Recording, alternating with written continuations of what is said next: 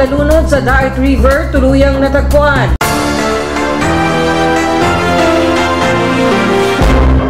Makalipas ang halos higit 3 araw at gabing search and retrieval operation na isinagawa ng BFP Special Rescue Force, Philippine Coast Guard, PNP Maritime, MDRRMO Daet, Bagasbas Volunteers Surfers Group at iba pang mga sangay ng pamahalaan, tuluyang natagpuan ang bangkay ng isang 11 anyos na batang lalaking nalunod sa Daet River, sakop ng Barangay Lagon nitong araw ng Lunes. Batay sa FB post ni Punong Barangay Jason de Guzman ng Lagon, nakasaad na ang bangkay ng batang natagpuang lulutang-lutang sa Daet River, sakop ng Barangay 1, ay ang batang napaulat na nalunod kamakalawa. Nung nakaraang Lunes, tumawag sa akin yung isang BPSO, si JB Silan, nag-report kasi kapitbahay niya yung bata. Nag-report na may nalunod na isang bata.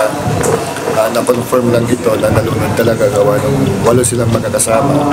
Yung isang bata ay nagpapatunay na kasama siya dun sa pagkalunod ng bata kasi muntik na din siya malunod kung hindi lang din siya nasakit. Tumawag tayo kagad sa MDRRMO para sa agarang rescue. Kaya lang po report na din yung tanod natin na nakita ng bata rin na kasamahan ni alias Errol na siya ay lumubog. Nakita lumubog dun sa ilog sa parte ng Holiday Homes. Agaran pong umaksyon, naandong kaagad yung BFP. Salamat po sa BFP, sa MDR, naandong kaagad sila para mag-rescue sana.